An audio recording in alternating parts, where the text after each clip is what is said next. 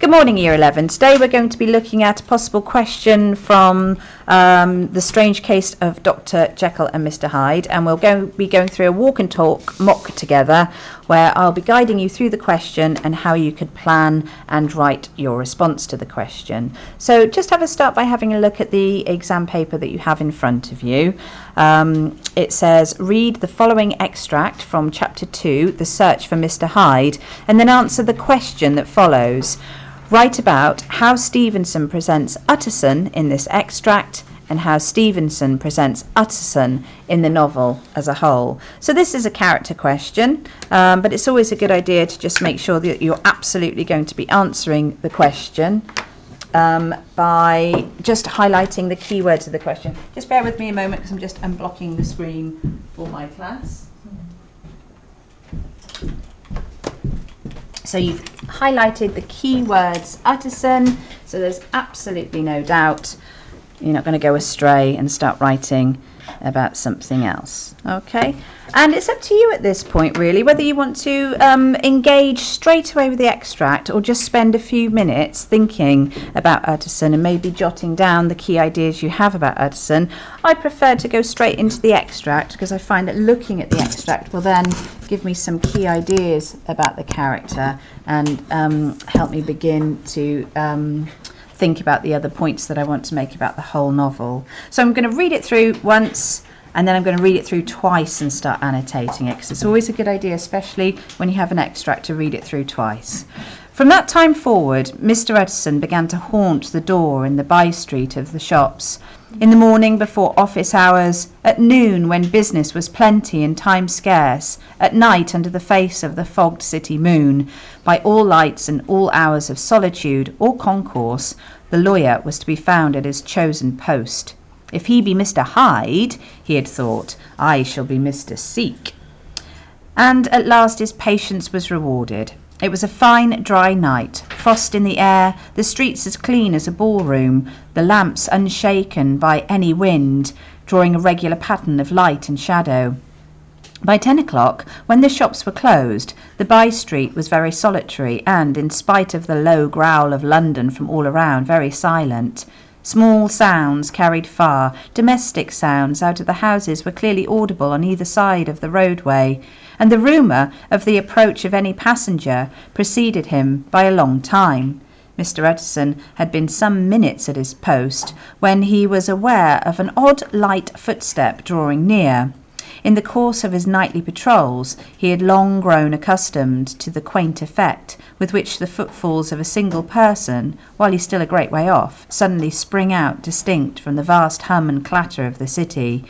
Yet his attention had never before been so sharply and decisively arrested, and it was with a strong superstitious prevision of success that he withdrew into the entry of the court.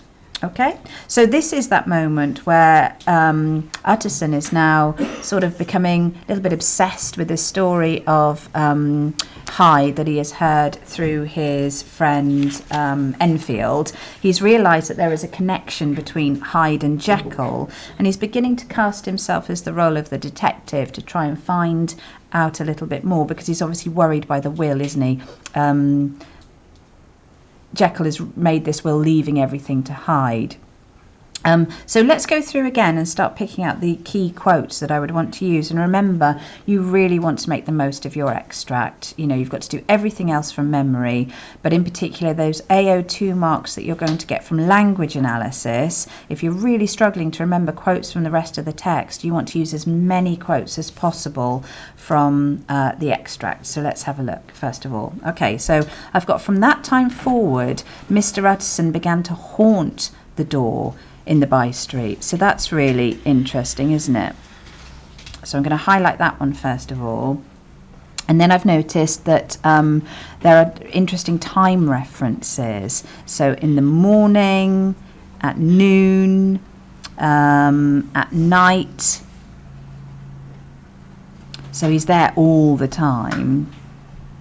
And then we have this reference to how he's sort of not even concentrating on his work anymore. You know, he's there when business was plenty. So that's quite significant. The lawyer was to be found at his chosen post. So he's almost sort of sacrificing his work career in order to choose to do this instead. So I'm definitely going to go back and have a really close look at that in a second. Then we've got this wonderful quote, "If he be Mr. Hyde, I shall be Mr. Seek." So I'm definitely going to make use of that.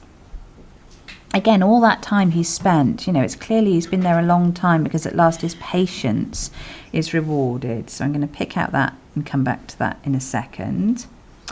And then we've got this description of the setting. A lot of this next part of the extract is all to do with the setting. Now that is significant. Utterson is really, really closely linked to this sort of Gothic London setting. So I'm going to pick out some of those sort of more sinister quotes here. So there's that idea of a pattern of light and shadow. The street's very solitary. You've got that wonderful bit where he talks about the growl of London, and even small sounds are clearly audible. Again, this idea of patience, some minutes at his post. So I'm going to pick that out. And then I'm very mindful as I'm looking at this last section that it's Utterson who tells the reader about Hyde pretty much from now on. You know, we don't really see Utterson unless it's through, we don't really see Hyde unless it's through Utterson's eyes. So I'm going to pick out this idea of these odd light footsteps drawing near. Again, nightly patrols, quite interesting, going to pick that out. Vast hum and clatter of the city, going back to that rather menacing description of the city. And then the effect that Hyde has on him, so sharply and decisively arrested. And he has this strong, superstitious prevision of success, and he withdraws into the entry of the court. So those are the quotes that I'm definitely going to focus in on. And so what I want to be making sure that I'm doing now is that I'm really thinking about my assessment objectives. So I want to be thinking about AO1. I've got my quotes, but I need to show I understand them. You know, so what are the ideas that are coming through in these quotes? I need to have my AO2. I need to be talking about my language, don't I? And I need to be getting my terms prepared. And then I've got my AO3, which is my context. And remember, this can be social and historical, so historical or social. It can be to do with the literary context, so it could be a genre or literary context thing, or it could be more tied into the ideas and perspectives of the author. So I've just put a little shorthand there, because so often what happens in exams is, you know, you write brilliantly and you say some lovely things about the question and the characters, but if you lose your focus on the assessment objectives, then you're just not getting the marks. So right from the word go, I need to be looking at this extract, and I need to be thinking, you know, how can I maximise the marks that I'm getting? Okay, so let's have a look then. So from that time forward, all of these references, these time references there that show that Utterson is spending, you know, all of this time. So I'm going to connect time to morning, night and noon. So there's a definite build-up of a sort of semantic field of time, showing that he's sort of devoting to this hunt. For Hyde, you know, he's spending all his time. Like this triadic structure as well. You might call it a triplet or a pattern of three, but we've got this triadic structure that really emphasizes that he's spending, you know, all day. Yeah. Is there any chance you could move it a bit closer? Oh, I can have a go. Is that any better? That's probably as big as it's going to get. There's some seats a bit closer to the front. You could jump into Harvey's seat if you wanted to. So I've got my triadic structure that's really emphasising, you know, that he's spending all day there as well. Now, in particular, when business was plenty, okay, so he's clearly losing out on profit and work.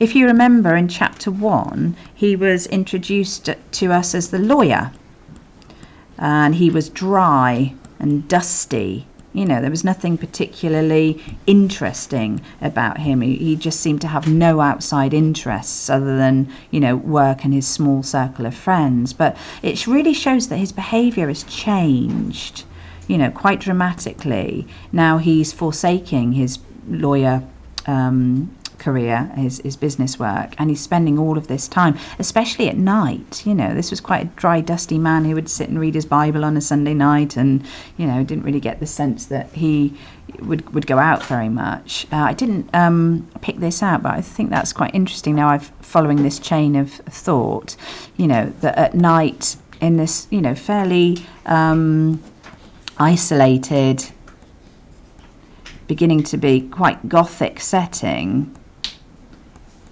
he is alone. And if you consider, what he knows about Hyde, he knows he's violent, he knows that he's trampled on this child, he knows that when people see him they have this really strange reaction to him and want to sort of tear him apart. So it's really creating that sense of tension. He's clearly putting himself at some risk, skulking about in these by streets, because they're not busy streets. They're these sort of the back alleys where fewer people frequent them. So that's making me think that even though he hasn't met Hyde yet, it's sort of the effect of Hyde, isn't it? That he hasn't even met him, but already he's really sort of focused and intrigued by him. There's something about Hyde that is niggling, and he won't let it go. It's becoming a real obsession. Right, okay, so I've had a really good look at that. I'm just thinking AO2 language terms. I've talked about the triadic circle, the semantic field. I could talk maybe about the visual imagery of the fogged city moon, just sort of lifting the amount of language terms I'm using there. What about AO3 then? In terms of AO3, haven't really addressed that as much as I would like to. So I'm going to go back to this point about him being the dry and dusty lawyer. I'm going to maybe think about this idea of the Victorian gentleman.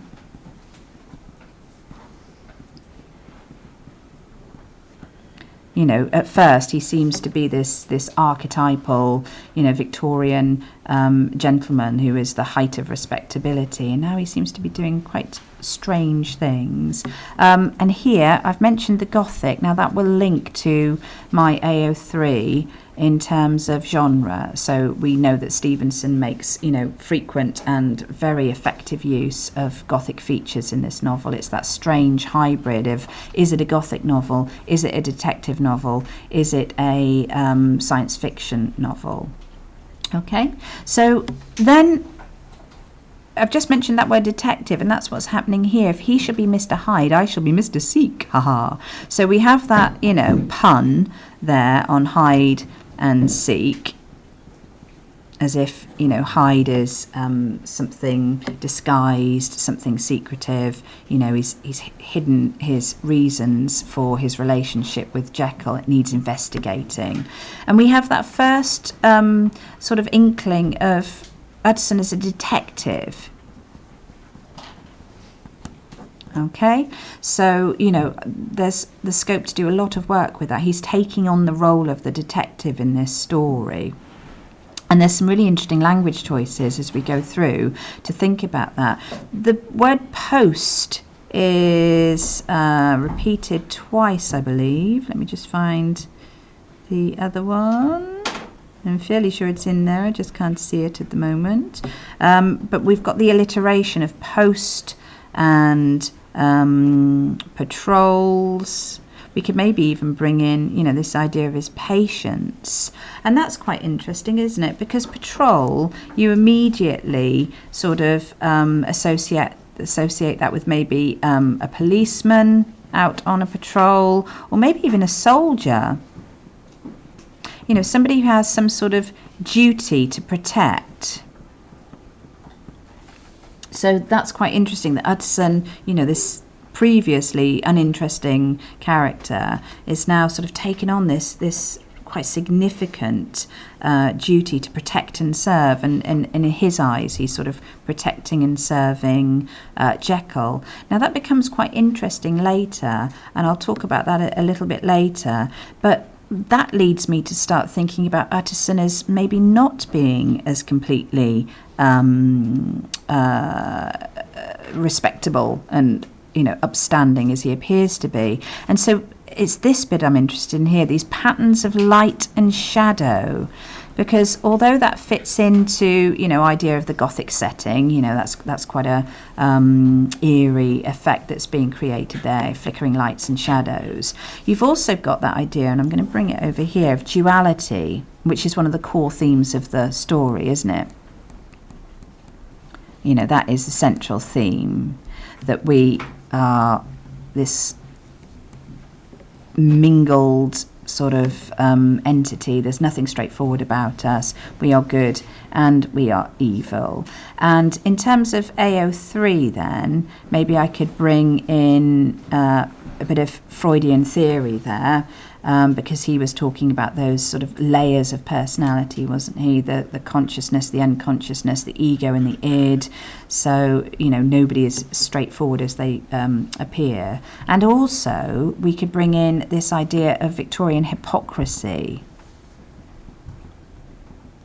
Because although Utterson appears to be this upstanding gentleman, when you think about it, what he's doing here is this sort of sinister and, I wouldn't say criminal, but certainly unsettling as what Hyde does. So you've got this strange language of he's haunting the door there, and essentially he's sort of hiding and waiting to pounce on Hyde. He withdrew into the entry of the court, so his behaviour is as sort of peculiar and secretive and unsettling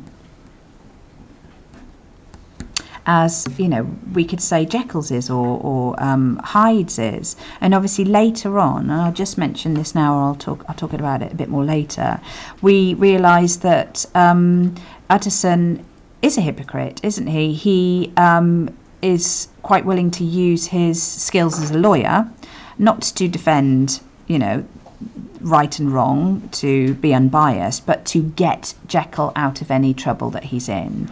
So he clearly has suspicions about possible misdeeds that Jekyll might have committed, and all the time we have this idea that he will blackmail Hyde in return. He will use his skills as a lawyer to get Jekyll off the hook, which is that idea of hypocrisy there. Sorry if I've gone off on a bit of a tangent there. Right, where were we? We were talking about, him being the sort of the detective, then out on patrol. But the flip side of that is his behaviour is also, quite sinister. Okay, then what have we got? These are the bits that we talked about, the Gothic setting again. So although I've mentioned it a little bit there, there's some lovely language devices that you can use here. So obviously you've got the growl of London all around and the vast hum and clatter of the city. So I can link both of those things together and do some really good AO2 work there, because obviously we've got some really strong auditory imagery.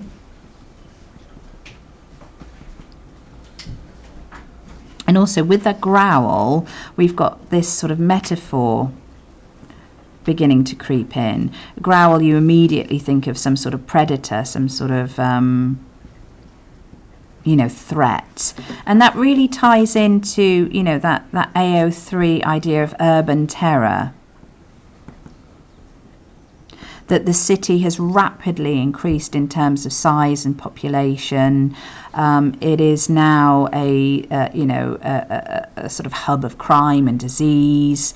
Whereas Gothic novels used to focus on exotic locations, exotic foreign locations, possibly rural and isolated, Wuthering Heights, Yorkshire Moors, Northanger Abbey, that sort of thing.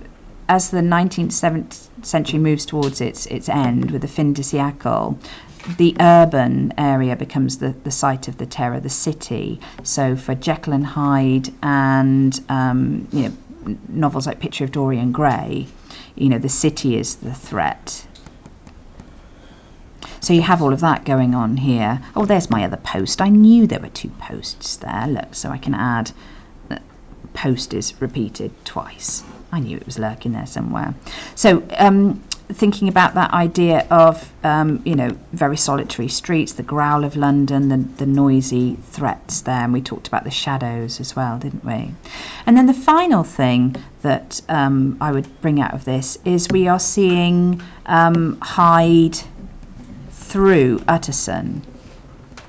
The only sort of version we get of Hyde is through other characters until we have that final revelation through Jekyll's confession at the end. So it's quite interesting, isn't it, that straight away what we hear of him is an odd light footstep drawing near. And again, I can start linking that to what happens in the rest of the novel. So odd would suggest to me that it's very strange, very unusual, and light might suggest that he is, small and not weighing very much, or that he's, deliberately being stealthy.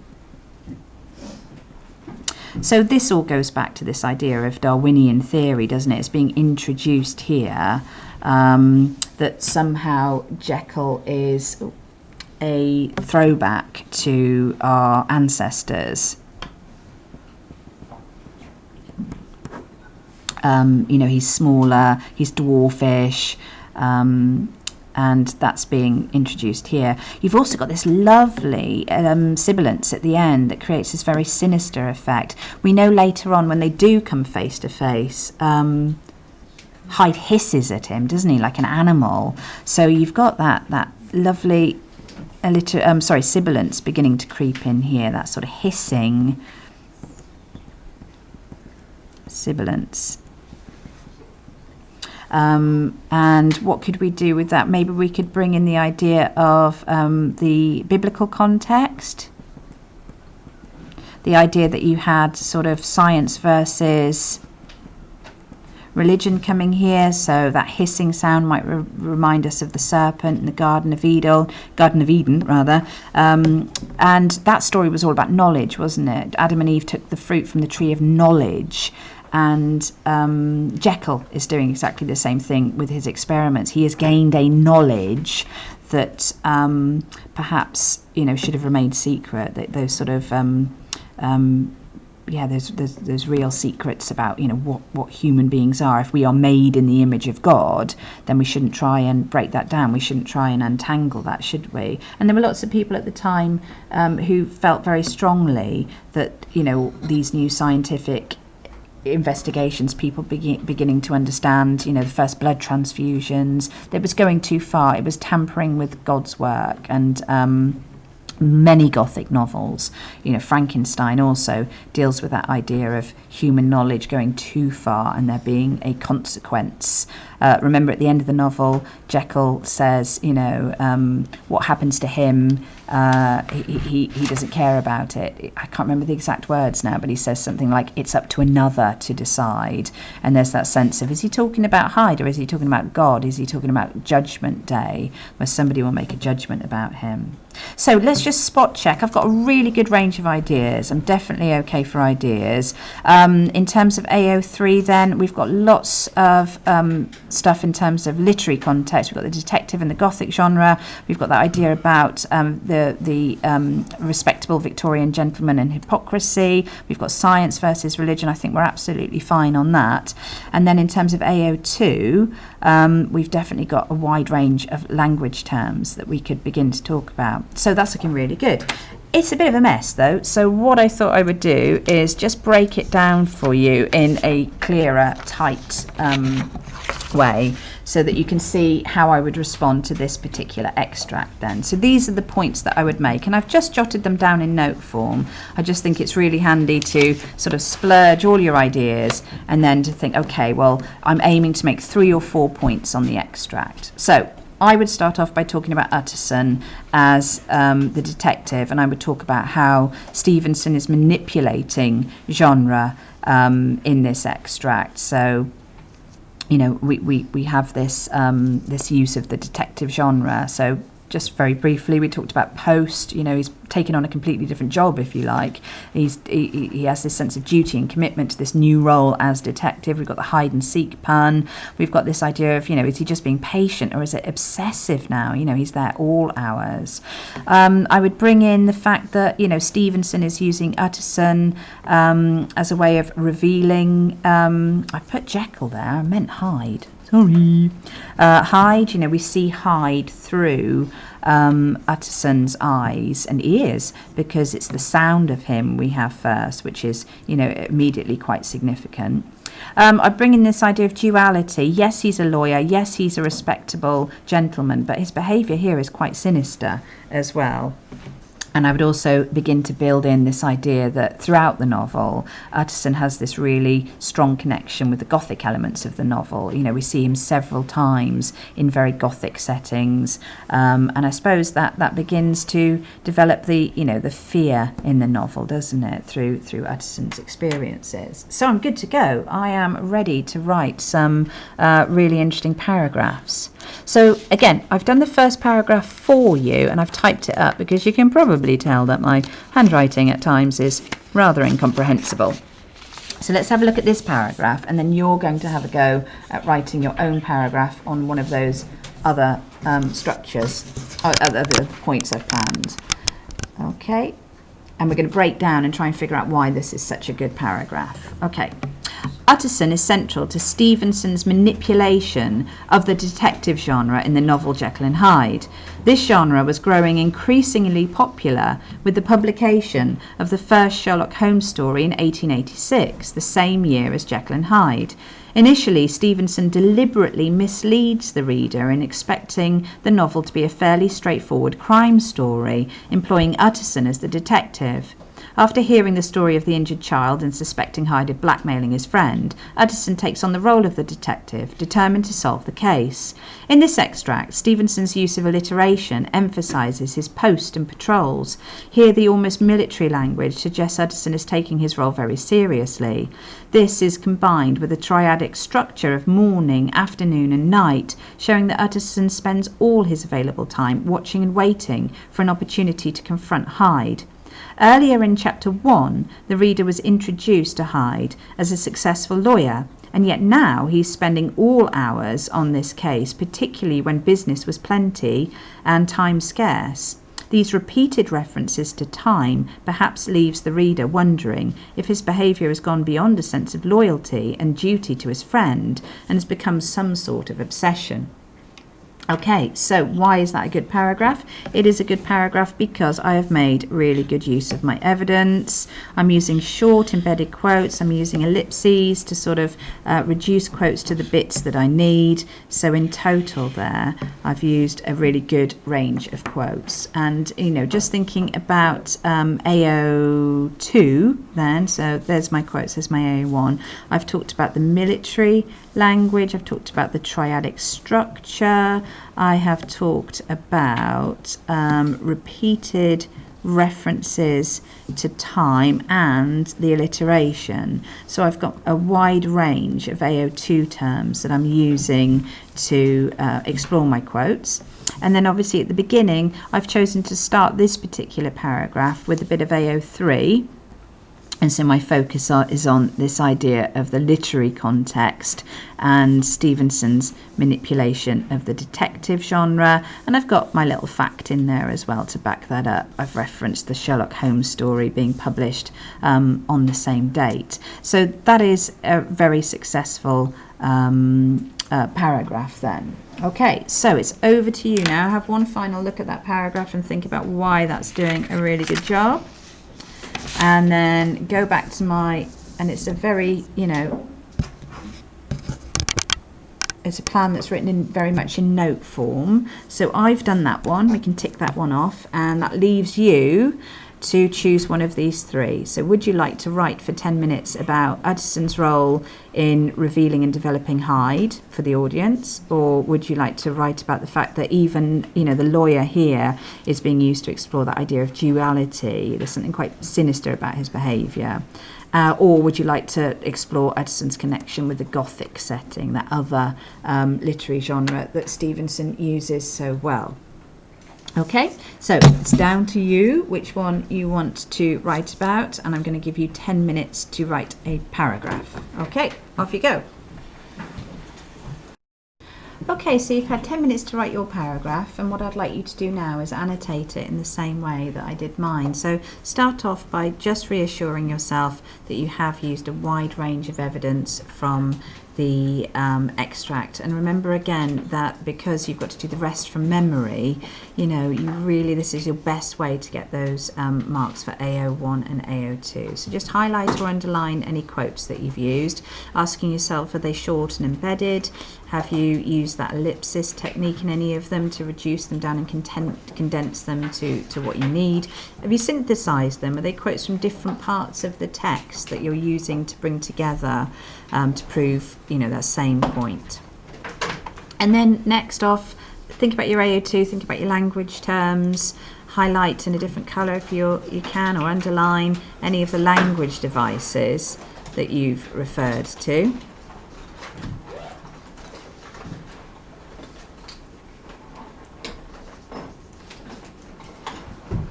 Okay, and then finally, did you manage to bring in some AO3? It could be anywhere in your paragraph. It might be your starting point. It might be something that you link to a quote later on. But were you able to bring in some context in terms of the writer Stevenson's ideas and perspectives, social and historical context, or that idea of literary context? So talked about Gothic or the biblical, that would give you the marks for literary context. Okay, right, good stuff. So you're aiming then to work really closely with the extract and to try, like I said, to make 3 or 4 points about the extract. But remember that the question asks you to think about the novel as a whole as well. How does Stevenson present Utterson in the novel as a whole? And you could make, you know, any range of points you wanted to that you think are relevant. It's just the way that my brain works. I like to have things very neat and tidy when I'm writing in terms of the organisation, not the presentation, obviously. But I like to link my points. You don't have to. They can be completely separate points. So when I started to think about this idea of the detective, it just makes me think, well, where else in the novel does Utterson behave, you know, like a detective? He takes on this role all the way through, doesn't he? And especially towards the end of the novel, and always try and make a point about the end of the novel, because students tend to, for some reason, only write about the first half and not really focus on the end. But that dramatic final climax in the last night, where he's breaking doors down and he's, you know, revealing truths, that seems to be the, you know, the conclusion of this idea of Utterson as a detective. But the interesting thing is, you know, he doesn't, does he? As a detective, he isn't able to uncover, you know, the crime and what exactly has been happening. We have to wait another 2 chapters until Jekyll does that. And in my head, that's linked to the structure of the novel as well, the chapter titles and the epistolary form of all these documents and secrets. This idea of duality, you know, he beginning to seem in this extract as sinister as Hyde is. Again, that continues later on, doesn't he? The reason he's doing this is because he wants to find out about Hyde so that he can blackmail him in return. So he's a lawyer that's trying to find evidence for blackmail. And again, when he suspects that Jekyll's done something wrong, you know, he wants to get him out of it. So we've got that idea of duality and hypocrisy. We've also got this idea of when Utterson reveals Jekyll for us. And then finally, this idea of the Gothic connection, several times in the novel. So I've just put those points side by side so you can see my whole plan then. So obviously I would spend my first sort of half of my time, about half an hour, writing about the extract. But then in the remaining time that I have, this is very ambitious. I might not be able to make all of these points, but I've been able to sort of springboard from the extract to the rest of the novel. Okay, and it's absolutely fine if you have just different ideas, completely different ideas that weren't established in the extract. That's fine too. It's just the way my brain works. So like I said, I could talk about his role as the detective later on in the novel.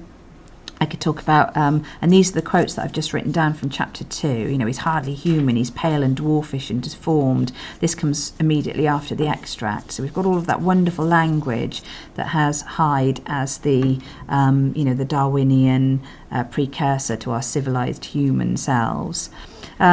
This is the bit later on in sort of, again, in chapter 2 and chapter 3, where his behaviour becomes very questionable as a lawyer. So he's got that idea of duality coming in. They both agree, this is quite interesting, in chapter 1 they both agree not to ask questions. It's a good rule, and Utterson and Enfield say not to ask questions, but then immediately Utterson breaks that sort of promise. He says, with all my heart, he's never going to refer to it again. But that evening he's out on his patrol looking for Hyde, so he's broken his promise to his closest friend. And then of course he begins to suspect this sort of blackmail plot that is probably linked to some sort of homosexual relationship between Hyde and Jekyll at some point. I'm a man to be trusted, I'll get you out of it, is loaded with hypocrisy there. And again, this connection with the Gothic, in the Carey murder case, when he goes with the police to try and find Hyde, and the last night when he goes to Jekyll's house to break down the door and find out what's been going on, we both have these, really strong Gothic settings that create that sense of mystery and fear. So what would a paragraph look like then? I've developed my paragraph that is linked to the detective, the role of the detective. So I'm immediately making a link in this paragraph.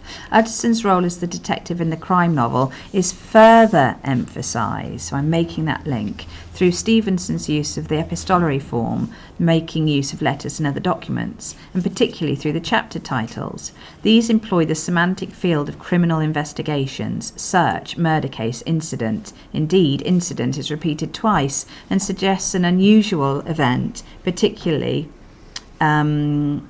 or a violent disturbance. In The Last Night, Utterson reaches the climax of his investigation as he dramatically breaks down the door to Jekyll's laboratory in a final attempt to solve the mystery and unmask Hyde.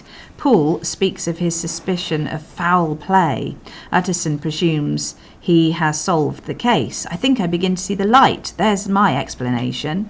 The metaphor light suggests Utterson thinks he's driven back all doubt and shadows. However, Stevenson's manipulation of the genre means the reader isn't given a satisfying conclusion at this point. There are 2 more chapters to come. Again, Utterson is left unravelling more mysteries with a packet of sealed documents. Okay, so once again, I'm trying to make sure I do the same things.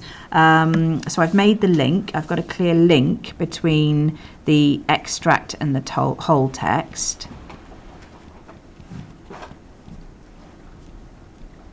Okay, and I've got my quotes, so I've had to remember these, and you can do some really nice work with the chapter titles. It's quite easy to remember them. So I've got my evidence there, good range of evidence that I've been able to remember, and I've got my language terms in again. So I'm talking about mainly the structure of the novel here, but this would still count as AO2. So I've talked about the climax, I've talked about the epistolary form, I've talked about the semantic field, the metaphor.